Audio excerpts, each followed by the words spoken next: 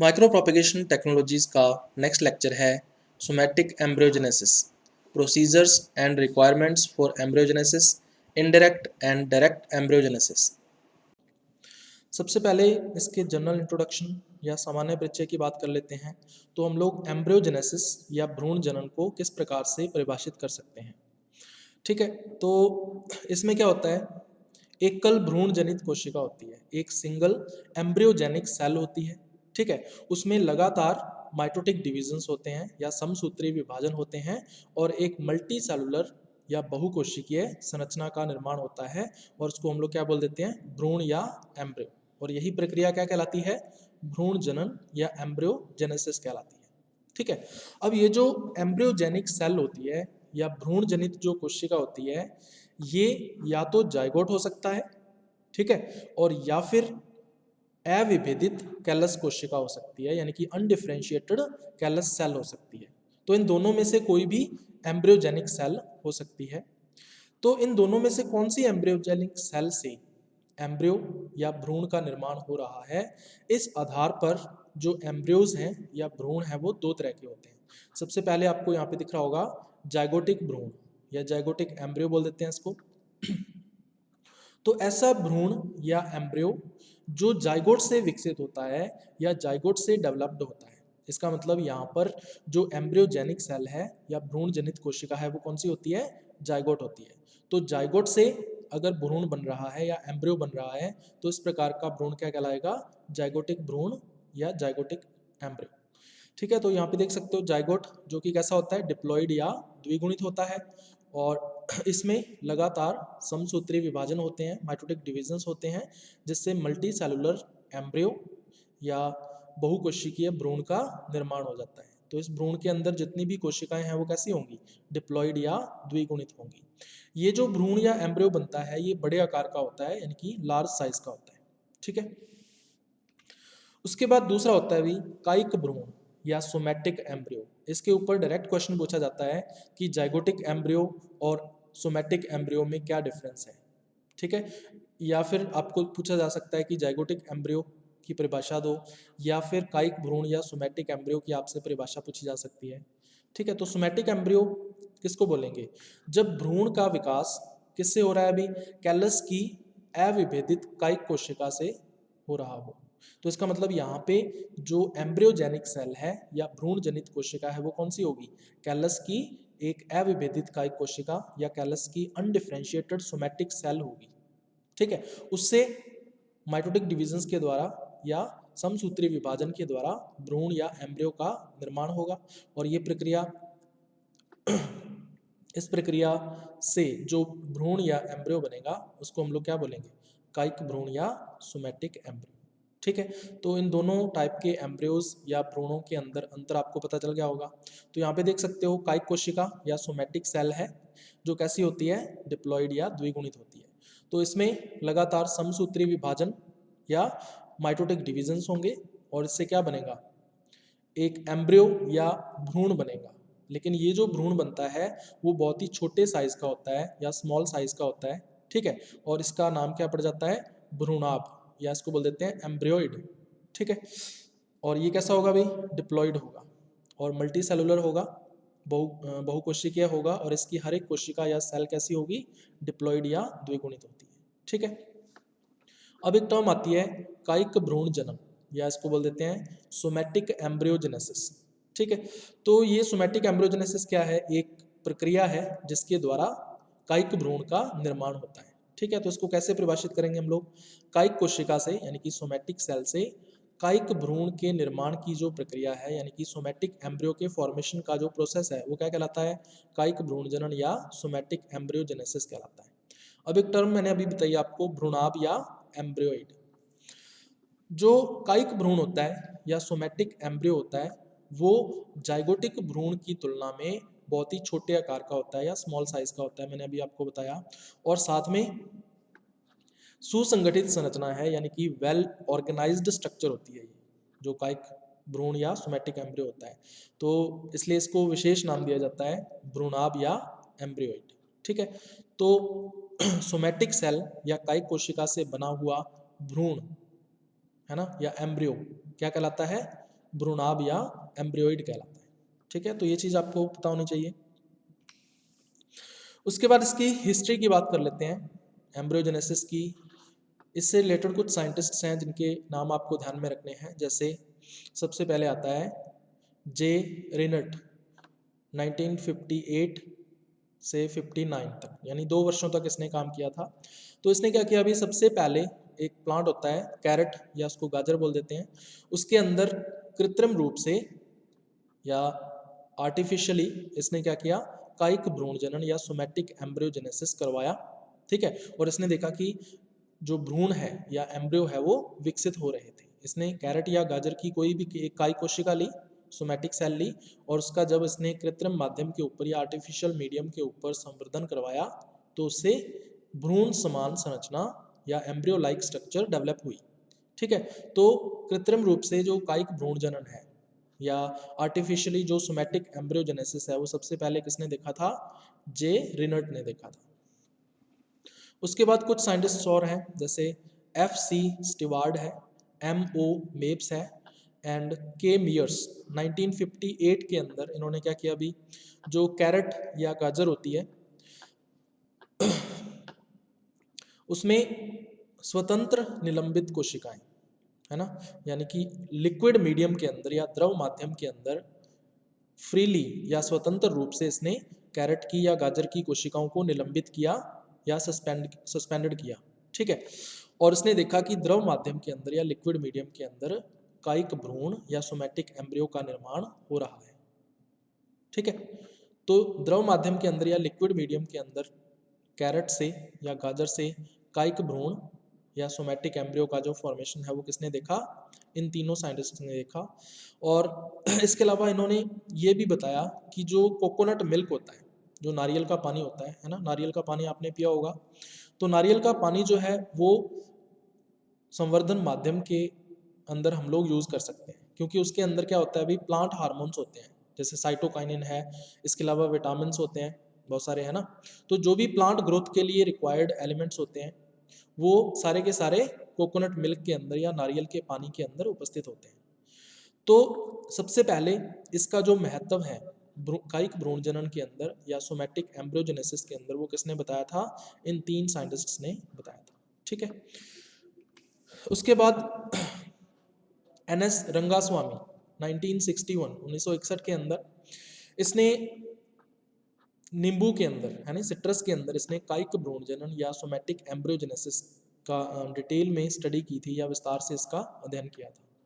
तो ये भी आपको ध्यान में रखना है। इसके अलावा आर एन कोनर एंड के नट्टराजा 1969 के अंदर इसने क्या किया, अभी एक प्लांट होता है रेननकुलस स्क्लेरेटस, तो इसने सोमैटिक एम्ब्रियोजेनेसिस करवाया इस प्लांट के अंदर। तो इस प्लांट के कौन से टिश्यूज इसने लिए थे, फ्लोरल पार्ट्स, यानी पुष्पीय भाग लिए थे, है ना। फ्लोरल पार्ट्स अलग अलग होते हैं, जैसे उसके स्टामेंस हैं, है ना, उसकी कार्पेल हो सकती है या सेपल्स हो सकते हैं या पेटल्स हो सकते हैं।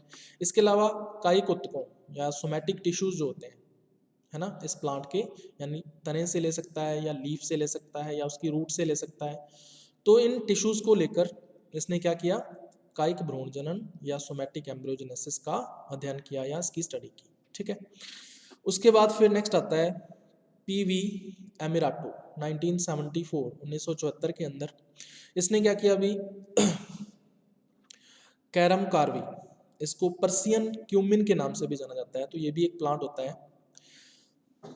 इसकी सेल्स इसने ली और इसकी सेल्स को या कायिक कोशिकाओं को या सोमैटिक सेल्स को इसने कल्चर करवाया माध्यम के ऊपर। ठीक है, और कायिक भ्रूण जो है इसने विकसित किए। अब ये जो कायिक भ्रूण या सोमैटिक एम्ब्रियोज बन रहे थे, इनके ऊपर एब्सिसिक अम्ल, है ना। एब्सिसिक अम्ल क्या होता है, एक प्लांट हार्मोन होता है, एक पादप हार्मोन है, उसका क्या प्रभाव होता है, ठीक है, कायिक भ्रूणों के ऊपर या सोमैटिक एम्ब्रियोज के ऊपर। इसकी जो स्टडी थी या इसका जो अध्ययन था वो किसने किया था, पीवी एमिराटो ने किया था 1974 के। उसके बाद हम लोग बात करेंगे इसके सिद्धांत या प्रिंसिपल की। तो मैंने आपको 2 तरह के एम्ब्रियोज या भ्रूण के बारे में बताया है, एक तो है जाइगोटिक भ्रूण और दूसरा होता है कायिक भ्रूण या सोमैटिक एम्ब्रियो। तो जाइगोटिक एंड सोमैटिक एम्ब्रियो जो होते हैं ये दोनों के दोनों, इनका जो डेवलपमेंट है या परिवर्धन है वो एक ही तरीके से होता है। इसका मतलब परिवर्धन का जो पैटर्न है इनका, है ना, जो डेवलपमेंट का इनका पैटर्न है वो एक समान होता है। ठीक है, कैसे होता है वो हम लोग देखेंगे अभी। तो सबसे पहले हम लोग बात करते हैं जो मोनोकोट प्लांट्स होते हैं, यानी कि एक बीजपत्री जो पौधे होते हैं, है ना, उनके अंदर दोनों प्रकार के जो भ्रूण हैं, है ना, यानी कि zygotic embryo and somatic embryo, ये दोनों टाइप के जो एम्ब्रियोज हैं वो आदर्श रूप से यानी कि टिपिकली निम्न विकासीय अवस्थाओं से होकर गुजरते हैं। ये डेवलपमेंटल स्टेजेस हैं एक बीजपत्री पादपों के अंदर यानी मोनोकोट प्लांट्स के अंदर। तो सबसे पहले जाइगोट या फिर कायिक कोशिका, है ना, उससे समसूत्री विभाजन के द्वारा या माइटोटिक डिविजन्स के द्वारा क्या बनेगी, ग्लोबुलर अवस्था बनेगी या ग्लोबुलर स्टेज बनेगी। ठीक है, फिर ग्लोबुलर स्टेज और ज़्यादा डेवलप होगी और ज़्यादा माइटोटिक डिविजन्स होंगे और फिर क्या बनेगी, दूसरी स्कूटेलर अवस्था बनेगी। स्कूटेलर अवस्था जो है फिर आगे चलकर क्या बनाती है, कोलियोप्टाइलर अवस्था में कन्वर्ट हो जाती है। ठीक है, इसको अपने डायग्राम से देख सकते हैं। तो इस डायग्राम के अंदर आप देख सकते हो ग्लोबुलर स्टेज के अंदर जो एम्ब्रियो होता है वो कैसा होता है भी, बिल्कुल स्फेरिकल होता है या ग्लोबुलर होता है ना, गोलाकार होता है। तो इसको बोल देते हैं ग्लोबुलर अवस्था। फिर ये थोड़ा सा इलोंगेट हो जाता है, थोड़ा सा लंबा हो जाता है और इसके एक साइड पर एक दरार बन जाती है या स्लिट बन जाती है। अब इसको बोल देते हैं स्कूटेलर अवस्था।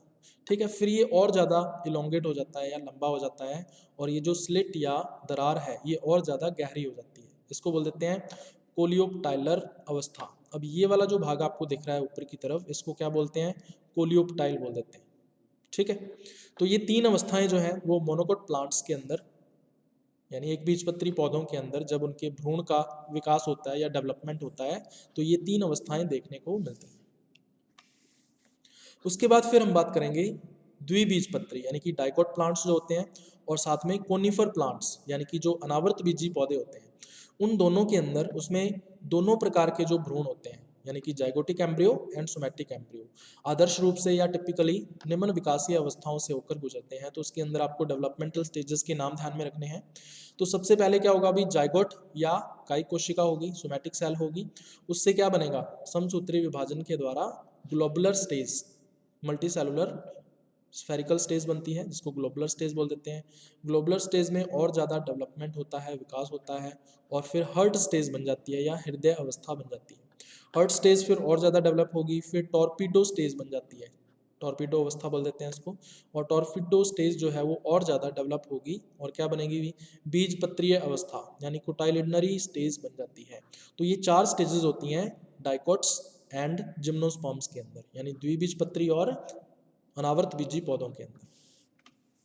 तो इस डायग्राम के अंदर आप लोग देख सकते हो सबसे पहले ग्लोबुलर स्टेज आएगी, जो भ्रूण है वो गोलाकार या स्फेरिकल शेप होगा। फिर इसके अंदर डेवलपमेंट होगा कुछ और ये हर्ट शेप या हृदय के आकार का हो जाएगा, है ना, इसको हृदय अवस्था या हर्ट स्टेज बोल देते हैं। और फिर इसके अंदर थोड़ा सा और डेवलपमेंट होगा, ये थोड़ा इलोंगेट हो जाएगा और इसको बोल देते हैं टॉर्पीडो स्टेज। और फिर लास्ट में आती है कोटाइलिडनरी अवस्था या कोटाइलिडनरी स्टेज या इसको बीजपत्री अवस्था भी बोल देते हैं। तो इसमें बीज पत्र बन जाते हैं, आप लोग देख सकते हो यहाँ पे ये दो बीज पत्र होते हैं या कोटाइलिडन्स होते हैं जिनके अंदर फूड मटेरियल स्टोर्ड रहता है या भोजन सामग्री इनमें संग्रहित रहती है ना, ताकि जो एम्ब्रियो है उसको न्यूट्रिशन प्रोवाइड किया जा सके, पोषण प्रदान किया जा सके। और जब इस बीज का अंकुरण हो या इस एम्ब्रियो का जर्मिनेशन हो तो उस टाइम पे जो एनर्जी है या ऊर्जा है वो हमें इसी फूड मटेरियल से मिलती है रेस्पिरेशन या श्वसन के द्वारा। ठीक है, तो ये चार स्टेजेस हैं डाइकोट्स एंड जिम्नोस्पर्म प्लांट्स के अंदर जब उनका एम्ब्रियो का डेवलपमेंट होता है। अब जो भ्रूण का विकास होता है या एम्ब्रियो का जो डेवलपमेंट होता है वो कैसा होता है भाई, बाइपोलर होता है, द्विध्रुवीय होता है। इसका मतलब यहाँ पे दो ध्रुव बनते हैं। ठीक है, इनमें से जो एक ध्रुव होता है या एक सिरा जो होता है उस पर प्ररोह निर्माण के लिए यानी कि शूट फॉर्मेशन के लिए टिश्यू होता है या उत्तक होता है, और जो दूसरा सिरा होता है यानी कि विपरीत सिरा होता है ना, या दूसरा जो ध्रुव या पोल होता है उसके ऊपर रूट फॉर्मेशन के लिए यानी कि मूल निर्माण के लिए उत्तक होता है। ठीक है, तो ये एक टिपिकल एम्ब्रियो है डाइकोट्स का या द्विबीजपत्रियों का। तो इसमें आप देख सकते हो यहाँ पे एक टर्म आती है प्रांकुर, है ना, या इसको बोल देते हैं प्लूम्यूल।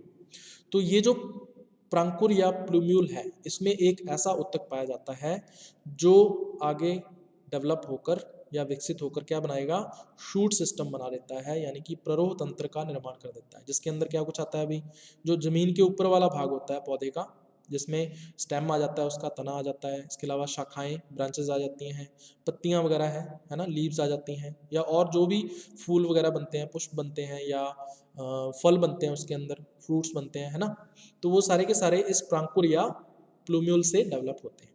दूसरे सिरे पर देखो क्या है अभी, मूलांकुर या रेडिकल है। इस रेडिकल के अंदर एक ऐसा टिश्यू या उत्तक होता है जो आगे डेवलप होकर किसका निर्माण करता है, रूट सिस्टम या मूल तंत्र का निर्माण करता है, यानी कि जो जमीन के नीचे का भाग होता है पौधे के, और जमीन के नीचे क्या होता है, इसका रूट सिस्टम या मूल तंत्र होता है, जिसके अंदर उसकी शाखाएं वगैरह हो सकती हैं। तो वो सारे का सारा किससे बनेगा, मूलांकुर या रेडिकल से बनेगा। तो ये चीज़ आपको ध्यान में रखनी है कि जो भ्रूण का विकास है या एम्ब्रियो का जो डेवलपमेंट है वो कैसा होता है, बाइपोलर या द्विध्रुवीय होता है। चलिए अब अपने बात करते हैं कि जो डेवलपमेंट है या विकास है वो किस तरह से होता है। तो शुरू में क्या होता है, जो प्रारंभिक कोशिका होती है, यानी कि जो इनिशियल सेल होती है, इनिशियल सेल का मतलब यहाँ पे क्या है, अभी यहाँ पे है इनिशियल सेल, मतलब जैसे जाइगोट हो सकता है, या फिर क्या हो सकता है, कायिक कोशिका हो सकती है, सोमैटिक सेल हो सकती है। तो इस कोशिका के अंदर क्या होता है, पहले एक असमान विभाजन होता है, एक अनइक्वल डिवीजन होता है, समसूत्री विभाजन होगा ये भी। तो अनइक्वल या असमान विभाजन होने से दो कोशिकाएं बनती हैं, तो इनमें से एक कोशिका बड़े आकार की होगी और दूसरी कोशिका छोटे आकार की होगी। तो एक छोटी स्मॉल साइज की और एक बड़ी यानी लार्ज साइज की सेल या कोशिका जो है वो बन जाती है। ठीक है। अब इन दोनों कोशिकाओं में से जो बड़ी कोशिका होती है, यानी कि जो लार्ज सेल होती है, वो कैसी होती है, वैक्यूलेटेड होती है, रिक्तिका में होती है, यानी उसके अंदर बहुत सारी वैक्यूल्स या रिक्तिकाएं पाई जाती हैं। ठीक है। लेकिन जो छोटी कोशिका होती है या स्मॉल सेल होती है, उसके अंदर जो कोशिका द्रव्य है या जो उसके अंदर साइटोप्लाज्म होगा वो कैसा होगा, सघन होगा, डेंस साइटोप्लाज्म उसके अंदर होगा, और उसमें कोई भी रिक्तिका या वैक्यूल वगैरह नहीं होगी।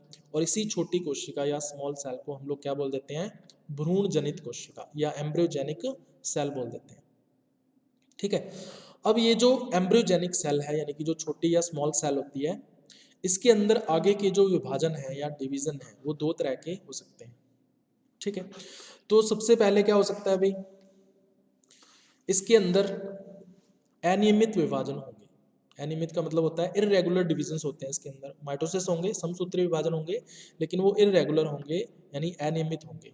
और अनियमित विभाजन जब होते हैं तो एक कोशिकाओं का एक समूह बनता है जिसके अंदर जिसकी जो शेप है या आकृति है वो निश्चित नहीं होती है, अनियमित होती है या इररेगुलर होती है, और उसको क्या बोल देते हैं अभी, कैलस बोल देते हैं। तो उसका मतलब कैलस का निर्माण हो सकता है इस भ्रूणजनित कोशिका से। दूसरा क्या हो सकता है भी, नियमित व अधिक सुसंगठित विभाजनों के द्वारा, यानी रेगुलर एंड वेल ऑर्गेनाइज्ड अगर सेल डिविजन्स होते हैं, है ना, तो उससे क्या निर्माण होता है अभी, कायिक भ्रूण या सोमैटिक एम्ब्रियो का फॉर्मेशन हो जाता है। तो ये जो भ्रूण जनित कोशिका है उससे या तो कैलस उत्तक बनेगा और या फिर क्या बनेगा, कायिक भ्रूण या सोमैटिक एम्ब्रियो बनेगा। ठीक है। चलिए तो यहाँ पे देख सकते हो आप, ये है इनिशियल सेल या प्रारंभिक कोशिका। इसमें एक अनइक्वल या असमान विभाजन हुआ, जिससे एक बड़ी कोशिका बनी ऊपर की तरफ, जिसके अंदर बहुत सारी वैक्यूल्स आपको दिख रही होंगी, है ना, या रिक्तिकाएं दिख रही होंगी। और नीचे वाली छोटी कोशिका है जिसका प्रोटोप्लाज्म या जीव द्रव्य जो है या कोशिका द्रव्य जो है वो डेंस या सघन है। इसको क्या बोल देते हैं हम लोग, भ्रूण जनित कोशिका या एम्ब्रियोजेनिक सेल बोल देते हैं। इस एम्ब्रियोजेनिक सेल से या तो कैलस बन जाएगा और या फिर क्या बनता है, कायिक भ्रूण या सोमैटिक एम्ब्रियो बनता है। ठीक है। चलिए अपने इसको आगे डिटेल में पढ़ते हैं। फिर उसके बाद क्या होता है अभी, और ज़्यादा डिविजन्स होते हैं, है ना, और फिर मल्टी सेलुलर स्टेज बन जाती है, जिसको क्या बोल देते हैं, ग्लोबुलर अवस्था विकसित हो जाती है, यानी कि जो भ्रूण है या एम्ब्रियो है वो गोलाकार या ग्लोबुलर हो जाता है, उसको ग्लोबुलर अवस्था बोल देते हैं। तो इस ग्लोबुलर अवस्था के अंदर जो मूल शिखागर है यानी कि रूट एपेक्स व प्ररोह शिखागर यानी कि शूट एपेक्स, दोनों के दोनों डेवलप हो जाते हैं। मूल शिखागर से क्या बनेगा, मूल तंत्र बनेगा आगे चलकर, या रूट सिस्टम बनेगा। और जो प्ररोह शिखागर है इससे क्या बनता है, अभी प्ररोह तंत्र बनता है, यानी कि शूट सिस्टम का निर्माण होता है। ठीक है। ग्लोबुलर अवस्था के बाद फिर और ज़्यादा डेवलपमेंट होगा, और बाकी की जो स्टेजेस हैं, है ना, जो अन्य अवस्थाएं होती हैं उनसे गुजरता हुआ भ्रूण जो है वो परिपक्वता की ओर बढ़ता है, यानी कि मैचुरेशन जो है उसकी ओर जो एम्ब्रियो है वो चला जाता है ना, और ज़्यादा मैच्योर हो जाता है अलग अलग स्टेजेस से गुजरने के बाद। ठीक है। अब अगर अपने जाइगोटिक भ्रूण जनन की बात करें, यानी कि जाइगोट से अगर भ्रूण बन रहा है तो उसमें जो भ्रूण बनेगा वो पूरी तरह से परिपक्व हो जाएगा, पूरी तरह से मैच्योर हो जाएगा, और जो मैच्योर एम्ब्रियो होता है वो कुछ कैरेक्टर्स या कुछ लक्षण प्रदर्शित करता है। तो ये कौन कौन से लक्षण हो सकते हैं? अभी सबसे पहला मैच्योर एम्ब्रियो मॉर्फोलॉजी या परिपक्व भ्रूण आकारिकी। तो भ्रूण की जो शेप है या बाह्य आकारिकी है या एक्सटर्नल मॉर्फोलॉजी है वो परिपक्व हो जाती है या मैच्योर हो जाती है। ठीक है। दूसरा कार्बोहाइड्रेट्स, लिपिड्स एंड प्रोटीन्स, है ना, ये कौन से होते हैं? भी संग्रहित प्रकार के होते हैं। संग्रहित कार्बोहाइड्रेट्स, लिपिड्स व प्रोटीन्स जो हैं इनका जमाव होना शुरू हो जाता है, यानी storage carbohydrates, lipids and proteins होते हैं, इनका एक्यूमुलेशन होना शुरू हो जाता है। कहाँ पर? एम्ब्रियो के अंदर, है ना। तीसरा क्या होता है भाई? रिडक्शन इन वाटर कंटेंट, जल की मात्रा में कमी। भ्रूण के अंदर जल की मात्रा में कमी आ जाती है। जो जल है वो किस लिए चाहिए होता है अभी? अंकुरण के लिए चाहिए होता है या जर्मिनेशन के लिए चाहिए होता है। ठीक है।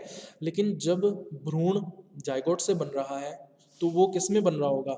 बीज के अंदर बन रहा होगा, और जो बीज या सीड होता है, ठीक है, वो डोरमेंट हो जाता है, यानी वो प्रसुप्तावस्था के अंदर चला जाता है। तो वो डोरमेंट कब होगा? डोरमेंट वो तभी हो सकता है जब उसके अंदर जल की मात्रा कम हो जाए।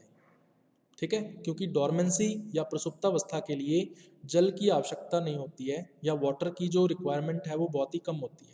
इसलिए जो मैच्योर एम्ब्रियो होता है या परिपक्व भ्रूण होता है उसके अंदर जल की मात्रा बहुत ही कम हो जाती है। ठीक है, तो रिडक्शन इन वाटर कंटेंट। इसके अलावा जो मेटाबॉलिज्म होता है ना, या उपापचयन होता है, जो उसमें ग्रेजुअल डिक्लाइन आता है, क्रमिक कमी आती है, यानी कि धीरे धीरे मेटाबॉलिज्म कम होता जाता है। ठीक है, क्योंकि जो भ्रूण होता है इसको कहाँ जाना है? डोरमेंसी के अंदर जाना है या प्रसुप्तावस्था में जाना है। तो इसका मतलब इसकी जो मेटाबॉलिक एक्टिविटीज़ हैं या अपचय क्रियाएं हैं वो धीरे धीरे धीमी हो जाती हैं, स्लो हो जाती हैं। ठीक है, तो ये चार कैरेक्टर्स हैं जो कि एक मैच्योर एम्ब्रियो, परिपक्व भ्रूण के द्वारा प्रदर्शित की जाते हैं। ये किस में होता है? जाइगोटिक भ्रूण जनन में होता है। लेकिन जो कायिक भ्रूण जनन होता है, यानी कि सोमैटिक एम्ब्रियोजेनेसिस होता है, उसमें जो भ्रूण बनता है, कायिक भ्रूण या सोमैटिक एम्ब्रियो जो बनता है, वो कभी भी पूरी तरह से मैच्योर या परिपक्व नहीं होता है ना, बल्कि वो कैसा रहता है? अपरिपक्व रहता है। ठीक है, इसका कारण क्या है? एनवायरमेंटल फैक्टर्स, वातावरणीय कारकों के कारण क्या होता है? जो कायिक भ्रूण है, यानी जो सोमैटिक एम्ब्रियो होता है, वो अपने सामान्य विकासीय पैटर्न से विचलित हो जाता है ना, उसका जो नॉर्मल डेवलपमेंटल पैटर्न होता है उससे वो डेविएट हो जाता है, यानी कि किसी दूसरे पथ पर या पाथ के ऊपर चला जाता है, उसकी जो मेटाबॉलिक एक्टिविटीज होती हैं। तो इसके तीन फ्यूचर्स हो सकते हैं या तीन फेट हो सकते हैं या तीन भविष्य हम लोग कह सकते हैं हो सकते हैं। तो या तो सोमैटिक एम्ब्रियो जो है वो क्या बनाता है? कैलस उत्पन्न करता है ना, जो कायिक भ्रूण जो कि अभी पूरी तरह से विकसित नहीं हुआ है, ये कैसा है? अभी अपरिपक्व है या इमेच्योर है। तो इस इमेच्योर कायिक भ्रूण या सोमैटिक एम्ब्रियो से या तो कैलस उत्पन्न हो सकता है, पहला इसका भविष्य ये है। दूसरा भविष्य क्या हो सकता है? अभी प्रत्यक्ष द्वितीयक भ्रूण जनन, सेकेंडरी एम्ब्रियोजेनेसिस कर सकता है। ठीक है, यानी कि जो अपरिपक्व भ्रूण है या इमेच्योर एम्ब्रियो है वो फिर से दोबारा से ग्लोबुलर स्टेज में जाएगा, ग्लोबुलर स्टेज से फिर अदर स्टेजेस में होता हुआ फिर से भ्रूण जनन करेगा या एम्ब्रियोजेनेसिस करेगा। इसको क्या बोलते हैं? डायरेक्ट सेकेंडरी एम्ब्रियोजेनेसिस या प्रत्यक्ष द्वितीयक भ्रूण जनन। तीसरा क्या हो सकता है अभी? असामयिक रूप से अंकुरित, है ना, या फिर क्या हो सकता है? इसका जर्मिनेशन हो सकता है या अंकुरण हो सकता है इसका, अपरिपक्व रूप से या इमेच्योर जर्मिनेशन हो सकता है इस भ्रूण का। ठीक है, और इससे क्या बन सकता है? प्लांटलेट बन सकता है या पौधा बन सकता है। तो ये तीन भविष्य या फेट हो सकते हैं किसके? अपरिपक्व कायिक भ्रूण या इमेच्योर सोमैटिक एम्ब्रियो के। ठीक है, अब जो कायिक भ्रूण जनन है, सोमैटिक एम्ब्रियोजेनेसिस है, इसी को ही हम लोग करने वाले हैं डिटेल के अंदर। ये दो टाइप का होता है अभी। एक तो होता है डायरेक्ट एम्ब्रियोजेनेसिस या इसको बोल देते हैं प्रत्यक्ष भ्रूण जनन, और दूसरा होता है इनडायरेक्ट एम्ब्रियोजेनेसिस या इसको बोल देते हैं अप्रत्यक्ष भ्रूण जनन। तो सबसे पहले हम लोग देखते हैं कि डायरेक्ट एम्ब्रियोजेनेसिस क्या होता है। तो इसमें क्या होता है जो एक्सप्लांट की सेल्स होती हैं या कर्तोत्तक की जो कोशिकाएं होती हैं वो कैलस का निर्माण नहीं करती हैं, यानी कैलस नहीं बनेगा उससे। कैलस न बनाकर क्या बना देंगी, सीधे ही भ्रूण में परिवर्तित हो जाती हैं, यानी कि डायरेक्टली ये एम्ब्रियो का फॉर्मेशन कर देती हैं। तो एक्सप्लांट से डायरेक्टली एम्ब्रियो बन जाता है, ठीक है। और इसे हम लोग क्या बोल देते हैं, प्रत्यक्ष भ्रूण जनन या डायरेक्ट एम्ब्रियोजेनेसिस बोल देते हैं। लेकिन डायरेक्ट एम्ब्रियोजेनेसिस बहुत ही कम होता है ना, ज़्यादातर ये देखने को नहीं मिलता है, बहुत ही कम देखने को मिलता है। फॉर एग्जाम्पल एक प्लांट होता है, इसको बोलते हैं ऑर्चार्ड घास या ऑर्चार्ड ग्रास भी बोल देते हैं। इसका नाम होता है डेक्टाइलिस ग्लोमेरेटा, ठीक है। तो इसका जब हम संवर्धन करते हैं या कल्चर करते हैं माध्यम के ऊपर, तो उसमें हम लोग पर्ण मध्योतक कोशिकाएं लेते हैं, यानी कि जो मीजोफिल सेल्स होती हैं, हम लोग लीफ के अंदर से मीजोफिल सेल्स या पर्ण मध्योतक कोशिकाओं को निकाल लेते हैं और उसका कृत्रिम माध्यम के ऊपर या आर्टिफिशियल मीडियम के ऊपर उसका कल्चर या संवर्धन करते हैं, ठीक है। तो उससे सीधे कायिक भ्रूण का निर्माण होता है, यानी कि डायरेक्टली सोमैटिक एम्ब्रियो का फॉर्मेशन होता है ना। तो एक्सप्लांट क्या है, पर्ण मध्योतक कोशिका है या मीजोफिल सेल है, तो उससे डायरेक्टली क्या बन जाएगा, सोमैटिक एम्ब्रियो या कायिक भ्रूण बन जाएगा। तो इसमें कैलस का निर्माण नहीं हो रहा। तो ये किसका एग्जाम्पल है, प्रत्यक्ष भ्रूण जनन या डायरेक्ट एम्ब्रियोजेनेसिस का एग्जाम्पल है, ठीक है। तो एक्सप्लांट या कर्तोत्तक से क्या बन जाएगा, कायिक भ्रूण या सोमैटिक एम्ब्रियो बन जाएगा। दूसरा है अप्रत्यक्ष भ्रूण जनन या इनडायरेक्ट एम्ब्रियोजेनेसिस, ज्यादातर यही देखने को मिलता है। तो जब कर्तोत्तक की कोशिकाएं पहले कैलस में विकसित होती हैं, तो एक्सप्लांट से पहले क्या बनेगा, अभी कैलस बनेगा, और फिर कैलस से आगे क्या बनेगा, कायिक भ्रूण या सोमैटिक एम्ब्रियो बनेगा, ठीक है। तो कर्तोत्तक की जो कोशिकाएं हैं या सोमैटिक जो एक्सप्लांट की जो सेल्स हैं वो पहले कैलस में विकसित होती हैं, कैलस में डेवलप होती हैं, और फिर कैलस की किसी एक भ्रूण जनित कोशिका से, है ना, कैलस के अंदर बहुत सारी सेल्स होंगी, मल्टी सेलुलर होता है, तो उसकी किसी एक सेल से, एक एम्ब्रियोजेनिक सेल बोलेंगे उसको, उस एक एम्ब्रियोजेनिक सेल से क्या बनता है फिर आगे चलकर, सोमैटिक भ्रूण या सोमैटिक एम्ब्रियो या कायिक भ्रूण का परिवर्तन होता है, ठीक है। इसको हम लोग क्या बोलेंगे, इनडायरेक्ट अप्रत्यक्ष भ्रूण जनन, यानी ऐसा भ्रूण जनन या एम्ब्रियोजेनेसिस जो कैलस के माध्यम से होता है या कैलस से होता है, उसको क्या बोल देते हैं, अप्रत्यक्ष भ्रूण जनन या इनडायरेक्ट एम्ब्रियोजेनेसिस बोल देते हैं। और ज़्यादातर प्लांट्स के अंदर इसी प्रकार का जो एम्ब्रियोजेनेसिस है या भ्रूण जनन जो है वो देखने को मिलता है। तो इसमें एक्सप्लांट या कर्तोत्तक से कैलस बनेगा और फिर कैलस से कायिक भ्रूण या सोमैटिक एम्ब्रियो बनेगा, ठीक है। उसके बाद है विधि या प्रोसीजर। हम लोग सोमैटिक एम्ब्रियोजेनेसिस करवाना चाहते हैं तो हम लोग कैसे करवा सकते हैं, लैब के अंदर प्लांट टिश्यू कल्चर के द्वारा। तो इसमें हम लोग एक प्लांट लेते हैं अभी, टिपिकली या आदर्श रूप से जो पौधा लिया जाता है वो कौन सा है अभी, कैरेट या गाजर, ठीक है। तो कायिक भ्रूण जनन को प्रेरित करने के लिए या सोमैटिक एम्ब्रियोजेनेसिस को इंड्यूस करने के लिए हम लोग जो आदर्श पादप सामग्री है या जो टिपिकल प्लांट मटेरियल है उसके रूप में हम लोग गाजर या कैरेट का उपयोग करते हैं, ठीक है। तो सबसे पहले हमारा हमारा काम क्या है अभी, एक्स प्लांट को सिलेक्ट करना।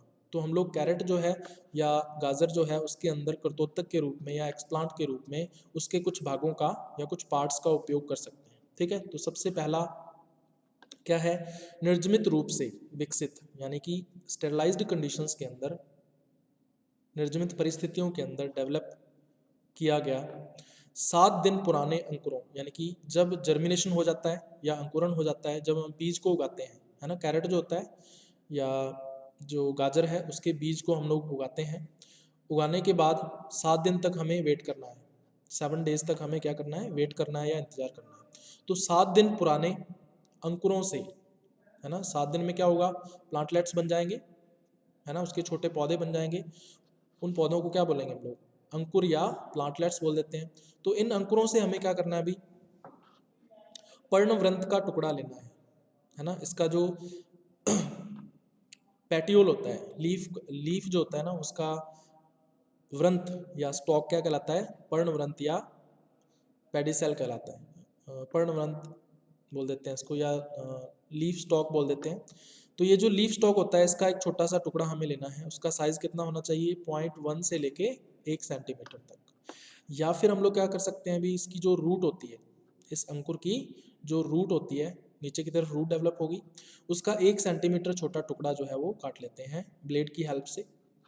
ठीक है, तो पहली कंडीशन ये हो सकती है एक्सप्लांट के सिलेक्शन में। दूसरी कंडीशन क्या हो सकती है, अभी हम लोग मूसला मूल ले लें, है ना, हम लोग कैरेट खाते हो आप लोग, उसकी सब्जी भी बनाते हैं हम लोग, तो हमें क्या करना है, मूसला मूल लेनी है, उसकी टैप रूट लेनी है, और उस टैप रूट को हमें सरफेस स्टेरलाइज कर लेना है या उसका सतही निर्जमीकरण कर लेना है। ठीक है, और उसके बाद फिर हमें 0.5 सेंटीमीटर क्यूब, है ना, एक घनाकार टुकड़ा जो है कैम्बियम उत्तक का, यानी कैम्बियम टिश्यू का हमें एक टुकड़ा जो है वो लेना है, और उसको हम लोग एक्सप्लांट की तरह या कर्तोतक के रूप में उसका उपयोग कर सकते हैं। ठीक है, तो इस डायग्राम के अंदर आप लोग देख सकते हो कैरेट या गाजर जो है इसकी मूसला मूल या टैप रूट दे रखी है। इस टैप रूट में से हम लोग कौन कौन से एक्सप्लांट या कर्तोतक ले सकते हैं, तो सबसे पहला पर्णवृंत का टुकड़ा, यानी कि इसकी जो लीफ होती है उसके स्टॉक का जो टुकड़ा है या पीस है, जैसे लीफ कहाँ से डेवलप होगी, ये देखो आप इस तरह से यहाँ से डेवलप हो रही है, तो पर्णवृंत का टुकड़ा ले सकते हैं। साइज कितना होना चाहिए, 0.5 से 1 सेंटीमीटर लेंथ इसकी होनी चाहिए। या फिर मूल का टुकड़ा ले सकते हैं, 1 सेंटीमीटर इसकी रूट का हम लोग पीस ले सकते हैं। या फिर हम लोग क्या कर सकते हैं, अभी कैम्बियम टिश्यू, इसमें से हम लोग कैम्बियम टिश्यू निकालेंगे, उसका साइज कितना होगा, 0.5 सेंटीमीटर क्यूब। ठीक है, तो इन तीनों में से कोई भी हम लोग एक्सप्लांट या कर्तोतक के रूप में ले सकते हैं अगर हम सोमैटिक एम्ब्रियो या कायिक भ्रूण को प्रेरित करना चाहते हैं या इंड्यूस करना चाहते हैं। चलिए, तो अब हमें इस प्रोसीजर को आगे बढ़ाना है। हमें क्या करना है, अभी स्टेरलाइज टेक्निक्स का यूज़ करना है, निर्जमित तकनीकों का उपयोग करना है, और जो कर्तोतक या एक्सप्लांट हमने सेलेक्ट किए हैं उसको एकल रूप से, यानी कि हमें सिर्फ एक एक्सप्लांट लेना है और उसको एकल रूप से एक अर्ध ठोस एमएस माध्यम पर स्थापित करते हैं, है ना, सेमी सॉलिड जो एमएस माध्यम होता है, मीडियम होता है, उसके ऊपर उसको एस्टेब्लिश कर देते हैं, स्थापित कर देते हैं। इस माध्यम के अंदर क्या होना चाहिए, भी दो चीज़ें होनी चाहिए, एक तो 2,4-D और 2% सुक्रोज। 2,4-D कितना होना चाहिए, 0.1 मिलीग्राम पर लीटर होना चाहिए, और जो सुक्रोज है वो कितनी होनी चाहिए, 2% होनी चाहिए। अब ये जो कल्चर होता है इसको हम लोग अंधेरे में रखते हैं, डार्कनेस के अंदर इसको उष्मायन करते हैं या इसका इंक्यूबेशन करते हैं। ठीक है, तो इस माध्यम में जो एक्सप्लांट होता है वो क्या कर देता है, अभी कैलस उत्तक का उत्पादन करता है, यानी कि कैलस टिश्यू जो है वो बहुत सारा हमें ऑब्टेन हो जाएगा। इसको हम लोग डायग्राम से देख लेते हैं। भाई एक पेट्री डिश है हमारे पास, इस पेट्री डिश में हमने अगार माध्यम डाला हुआ है, वही एमएस माध्यम, उसको अगार माध्यम भी बोल देते हैं क्योंकि उसके अंदर अगार जो है वो केमिकल यूज़ किया जाता है। अब ये जो मीडियम है इसके अंदर मैंने दो चीज़ें आपको बताई हैं, एक तो 2,4-D डालना है, इसकी मात्रा कितनी होनी चाहिए, 0.1 मिलीग्राम पर लीटर, और दूसरा सुक्रोज लेनी है कितनी, 2%। तो ये दो चीज़ें इसके अंदर जरूर होनी चाहिए, बाकी न्यूट्रिएंट्स भी होते हैं लेकिन ये दो हमें ऐड करने हैं एक्स्ट्रा या अतिरिक्त रूप से। तो उसके बाद हमें क्या करना है, अभी इस माध्यम के ऊपर हमें एक्सप्लांट या कर्तोतक जो है उसको एस्टैब्लिश कर देना है या स्थापित कर देना है, और फिर अंधेरे में यानी डार्कनेस के अंदर इसका इंक्यूबेशन या उष्मायन करना है। तो 4 सप्ताह के पश्चात, आफ्टर द 4 वीक्स, आप लोग देखोगे कि ये जो मीडियम होगा या माध्यम होगा इसके ऊपर एक इरेगुलर या अनियमित कोशिकाओं का समूह बन जाएगा, और इसको क्या बोलेंगे हम लोग, कैलस बोलेंगे। ठीक है, चलिए अब हमें क्या करना है, अभी जब 4 सप्ताहों के पश्चात जो कैलस हमें प्राप्त होता है उसको हमें छोटे छोटे पीसेस के अंदर काटना है, और हमें एक पीस लेना है कैलस उत्तक का, उसका वजन कितना होना चाहिए, भी वेट कितना होना चाहिए, 0.2 ग्राम। 0.2 ग्राम हमने कैलस टिश्यू ले लिया। अब हमें क्या करना है, इसको द्रव माध्यम में स्थानांतरित करना है। तो द्रव माध्यम किसके अंदर होगा, भाई ये अगार रहित होना चाहिए। द्रव माध्यम तभी बन सकता है जब हम उसके अंदर अगार नहीं डालेंगे, क्योंकि अगार का काम क्या होता है, माध्यम को ठोस बनाना। तो द्रव माध्यम किस में ले सकते हैं, फ्लास्क के अंदर ले सकते हैं। फ्लास्क का साइज कितना है, 250 ml है। ठीक है, उसके अंदर हमें कितना द्रव माध्यम लेना है, 20 से 25 ml द्रव माध्यम लेना है, और इस द्रव माध्यम के अंदर हम लोग क्या डाल देते हैं, 0.2 ग्राम कैलस टिश्यू का जो टुकड़ा है वो डाल देते हैं। ठीक है, और इससे क्या शुरू हो जाता है अभी, कोशिका निलंबन संवर्धन यानी सेल सस्पेंशन कल्चर जो है वो स्टार्ट हो जाएगा। अब हमें इसका शुमायन करना है या इंक्यूबेशन करना है, तो इंक्यूबेशन जो है निलंबन संवर्धन या सस्पेंशन कल्चर का वो किस पर किया जाता है, गायरेटरी शेकर पर किया जाता है। तो अब इन फ्लास्कों को गायरेटरी शेकर पर रखकर हम लोग उसको हिलाते हैं, है ना, ऑटोमेटिक उसमें सिस्टम होता है। तो स्पीड कितनी रखनी है अभी, 125 से 160 आरपीएम स्पीड हमें रखनी है, उस पर इसको घुमाते हैं। और तापमान कितना रखना है अभी, 25 डिग्री सेंटीग्रेड तापमान होना चाहिए। ठीक है, और जो लाइट की प्रेजेंस या एब्सेंस है उसका यहाँ पर कोई भी इफेक्ट नहीं पड़ता है। तो प्रकाश की उपस्थिति या अनुपस्थिति जो है वो नाजुक नहीं होती है, यानी कि लाइट की प्रेजेंस या एब्सेंस जो है वो यहाँ पर क्रिटिकल नहीं होती है ना। तो लाइट दें तो भी कोई प्रॉब्लम नहीं है, अगर ना दें तो भी कोई प्रॉब्लम नहीं आती यहाँ पे। तो इस डायग्राम के अंदर आप देख सकते हो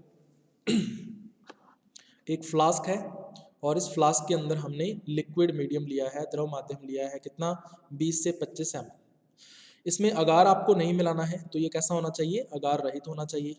ये फ्लास्क का साइज कितना है अभी, 250 ml फ्लास्क है और इसमें 0.2 ग्राम कैलस जो टिश्यू है इसको हम लोग डाल देते हैं और फिर कॉटन प्लग से इसको बंद कर दिया जाता है। और फिर इसको हमें कहाँ रखना है, गायरेटरी शेकर के ऊपर रखना है। तो ये इस तरह का गायरेटरी शेकर होता है, इसके ऊपर आपको इस फ्लास्क को रख देना है। अब इसको रोटेट करवाना है। ये जो आपको बेस दिख रहा है इसका गायरेटरी शेकर का, ये इस तरह से आगे पीछे हो सकता है। तो आगे पीछे होने की जो स्पीड है वो आपको कितनी रखनी है, 125 से 160 आरपीएम यानी राउंड पर मिनट आपको रखनी है। और तापमान कितना देना है अभी, 25 डिग्री सेंटीग्रेड तापमान पर इसका उष्मायन या इंक्यूबेशन करना है। अब प्रत्येक 4 सप्ताह में, इसका मतलब हर एक 4 सप्ताह के पश्चात या आफ्टर द ईच 4 वीक्स आपको क्या करना है अभी, कोशिका निलंबन से, है ना, कोशिका निलंबन जो है या सेल सस्पेंशन जो है वो तैयार हो जाता है इस गायरेटरी शेकर के ऊपर 4 सप्ताहों के अंदर। तो ये जो कोशिका निलंबन या सेल सस्पेंशन बनता है उसमें से आपको कितना लेना है, 5 ml निकालना है फ्लास्क में से और उसको आपको 65 ml ताज़ा द्रव माध्यम में उपसंवर्धित करना है, यानी सब कल्चरिंग करनी है आपको। एक दूसरा फ्लास्क लेना है ना। इस डायग्राम के अंदर आप देख सकते हो इस फ्लास्क के अंदर 4 सप्ताह के पश्चात यानी आफ्टर द 4 वीक्स कोशिका निलंबन या सेल सस्पेंशन डेवलप हो जाता है।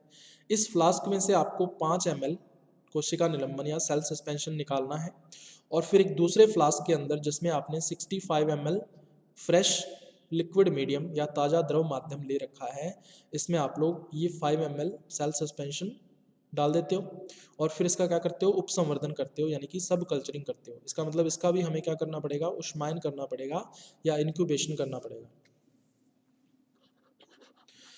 अब हम लोग ये चाहते हैं कि जो भ्रूण हमें प्राप्त हो, है ना, इससे जो हम लोग एम्ब्रियो डेवलप करेंगे या भ्रूण जो विकसित करेंगे वो एक समान हो, है ना, सारे के सारे जो भ्रूण है वो एक समान हो, उनका जो साइज है या आकार है वो एक जैसा हो।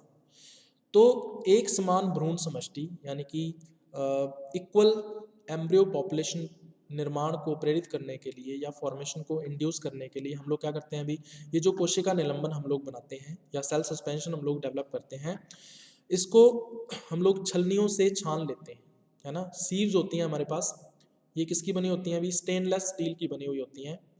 ठीक है, मैश छलनियाँ बोलते हैं इनको या मैश शीव बोल देते हैं, सीव्स बोल देते हैं। उनकी एक श्रृंखला से, श्रृंखला का मतलब ये होता है कि एक से ज़्यादा छलनियाँ होती हैं जो कि एक क्रम के अंदर लगी हुई होती हैं, है ना, 3 या 4 सीव्स वो एक क्रम के अंदर लगी हुई होंगी। इसको अपने डायग्राम से देखेंगे तो इस कोशिका निलंबन को, सेल सस्पेंशन को इसमें से गुजारा जाता है या पास किया जाता है। अगर कैरेट के लिए या गाजर के लिए हम लोग बात करें तो छलनियों का जो आकार है, छिद्र आकार या पोर साइज है वो कितना होना चाहिए, 74 माइक्रोमीटर, है ना, 74 माइक्रोमीटर जो छिद्र आकार है या पोर साइज है वो छलनियों का होना चाहिए। तो ये जो पोर साइज है वो करता क्या है अभी, एकल कोशिका यानी कि सिंगल सेल्स, कैरेट की सिंगल सेल्स को अलग कर देता है, वह अनेक छोटे कोशिकीय गुच्छों यानी कि स्मॉल सेलुलर क्लस्टर्स जो है वो निलंबन के अंदर उत्पन्न कर देता है या डेवलप कर देता है। इस डायग्राम में आप देख सकते हो अभी फ्लास्क है हमारे पास जिसमें हमने क्या लिया है, सेल सस्पेंशन या कोशिका निलंबन लिया है। अब हमें इसको 3 छलनियों से या 3 सीव से आपको छानना है। ये जो सीव्स हैं या छलनियाँ हैं, ये किसकी बनी हुई है? स्टेनलेस स्टील की बनी हुई है। ठीक है, आप देख सकते हो 1, 2 और 3, टोटल 3 छलनियाँ हैं। इन तीनों छलनियों की एक श्रृंखला में से हम लोग इस कोशिका निलंबन या सेल सस्पेंशन को छानते हैं। तो इस लास्ट वाली जो छलनी या सीव होती है, इसको पास करने वाला जो कोशिका निलंबन होता है या सेल सस्पेंशन होता है, इसमें एकल कोशिकाएं या सिंगल सेल्स होती हैं। किसकी? कैरेट की। ठीक है, और साथ में कुछ कोशिकीय समूह या सेलुलर क्लस्टर्स होते हैं। तो यहाँ पर हमें छनित या फिल्टर्ड सेल सस्पेंशन या कोशिका निलंबन प्राप्त हो जाता है। इस बीकर के अंदर हम लोग इसको कलेक्ट कर लेते हैं। अब हमें कायिक भ्रूण जनन करवाना है ना। सेल सस्पेंशन तो हमने बना लिया, अब उससे हमें कायिक भ्रूण जनन करवाना है, यानी सोमैटिक एम्ब्रियोजेनेसिस करवाना है। तो कायिक भ्रूण को बनाने के लिए या सोमैटिक एम्ब्रियोजेनेसिस को प्रेरित करने के लिए या इंड्यूस करने के लिए हम लोग क्या करते हैं अभी? जो छनित कोशिका निलंबन होता है, यानी जो फिल्टर्ड सेल सस्पेंशन होता है ये वाला, ठीक है, उसका एक भाग लेते हैं। ठीक है, और उस एक भाग को हम लोग स्थानांतरित करते हैं। ठीक है, द्रव माध्यम में या फिर ठोस माध्यम के ऊपर, है ना। तो द्रव या ठोस दोनों में से कोई भी माध्यम लिया जा सकता है, लेकिन कंडीशन क्या है कि ये जो द्रव या अर्ध ठोस माध्यम हम लोग ले रहे हैं, ये 2,4-D रहित होना चाहिए। इसका मतलब इसमें 2,4-D नहीं होना चाहिए। अगर इसमें 2,4-D उपस्थित है तो हमारा कायिक भ्रूण कभी भी नहीं बनेगा। तो इसमें हमें 2,4-D नहीं डालना है। तो 2,4-D रहित द्रव माध्यम ले सकते हैं या फिर 2,4-D रहित अर्ध ठोस माध्यम ले सकते हैं। इनके ऊपर इस कोशिका निलंबन के एक भाग को या सेल सस्पेंशन के एक पार्ट को हम लोग स्थापित कर देते हैं या ट्रांसफर कर देते हैं। ठीक है, अब हम क्या करते हैं अभी? मीडियम के अंदर एब्सिसिक एसिड डालते हैं। ठीक है, और एब्सिसिक एसिड कितना डालना है? 0.1 से लेके 1 माइक्रो मिलीलीटर तक। ठीक है, ABA जो है यानी एब्सिसिक एसिड जो है वो डालते हैं। ये एब्सिसिक एसिड जो है ये 2 काम करता है। तो कौन कौन से काम करता है? सबसे पहला, सामान्य भ्रूण निर्माण को प्रेरित करेगा, यानी कि नॉर्मल एम्ब्रियो फॉर्मेशन जो है उसको ये इंड्यूस करेगा। तो इसका मतलब जो ABA है वही उत्तरदायी होता है या रिस्पॉन्सिबल होता है किसके लिए? कायिक भ्रूण या सोमैटिक एम्ब्रियो के फॉर्मेशन के लिए। दूसरा, ये ABA क्या करता है अभी? असामयिक अंकुरण, विशेष रूप से मूल निर्माण को रोकता है। असामयिक अंकुरण का क्या मतलब है? ये होता है इमेच्योर जर्मिनेशन, जो भ्रूण का अपरिपक्व अंकुरण है ना। भ्रूण के अंकुरण से क्या बनेगा अभी? रूट सिस्टम बनेगा, नीचे की तरफ, ऊपर की तरफ शूट सिस्टम बन सकता है। तो ये जो ABA है वो क्या करेगा? इस अंकुरण को रोक देगा, है ना, ताकि हम लोग जो सोमैटिक एम्ब्रियो डेवलप करना चाहते हैं या विकसित करना चाहते हैं वो विकसित हो सके। ठीक है, तो ये ABA विशेष रूप से क्या करता है अभी? जो रूट फॉर्मेशन है यानी कि मूल का जो निर्माण है उसको रोकने का काम करता है। ठीक है, तो अब इस पूरे के पूरे सेटअप को हम लोग क्या करते हैं अभी? अंधेरे के अंदर, ये जो कल्चर्स होते हैं या संवर्धन होते हैं, इनको अंधेरे के अंदर या डार्कनेस के अंदर इसका ऊष्मायन जो है वो किया जाता है या इंक्यूबेशन किया जाता है।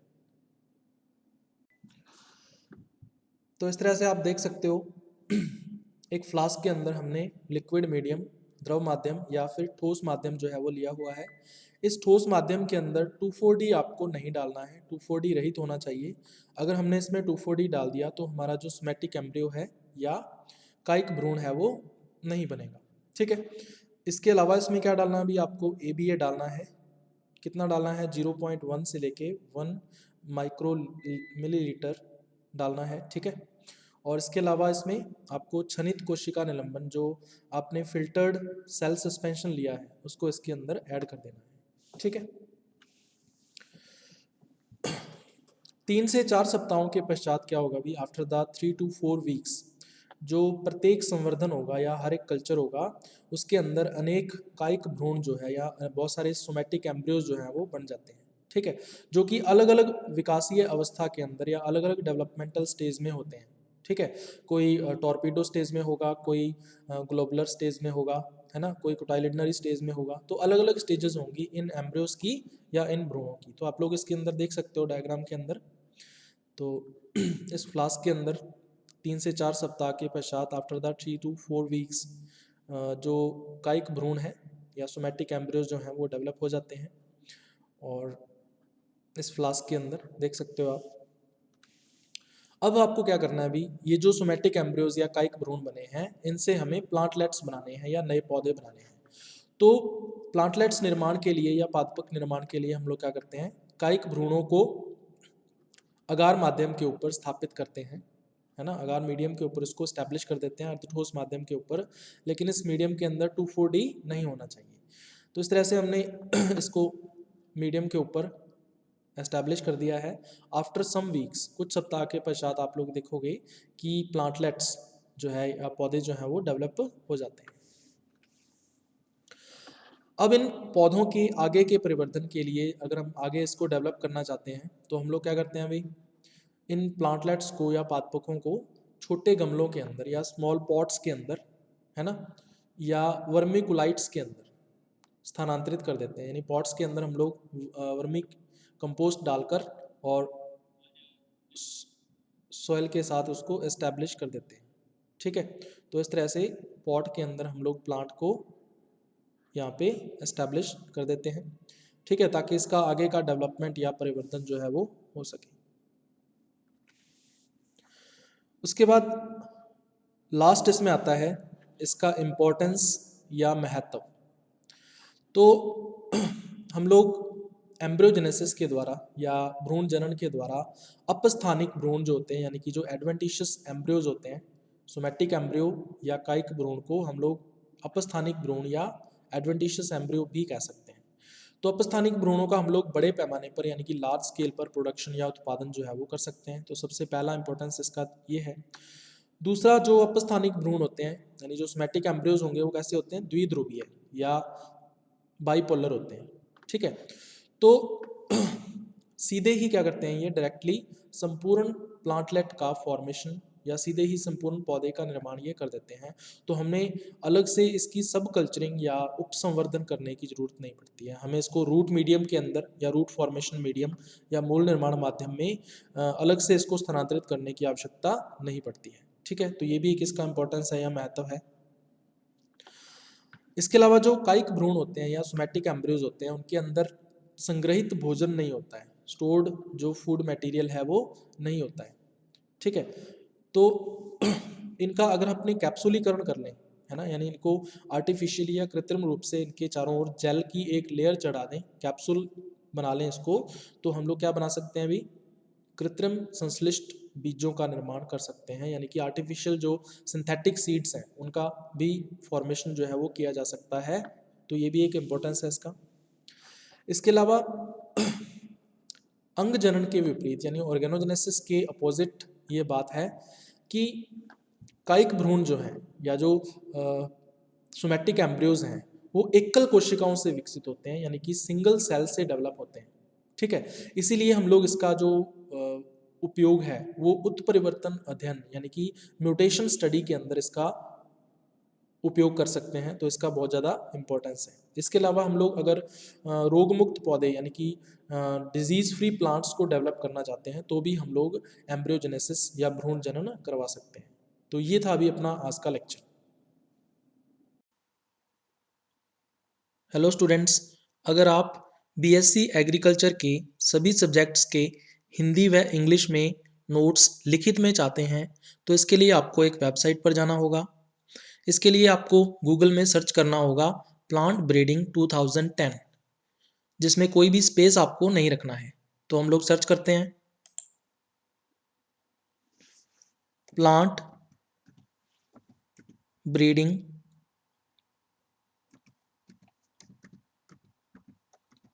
2010 और उसके बाद आपको एंटर दबाना है।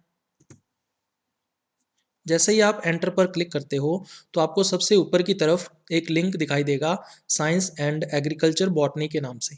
ठीक है, ये वेबसाइट कौन सी है, plantbreeding2010.blogspot.com। तो इस लिंक को आपको ओपन करना है, तो हम लोग इस पर क्लिक करेंगे।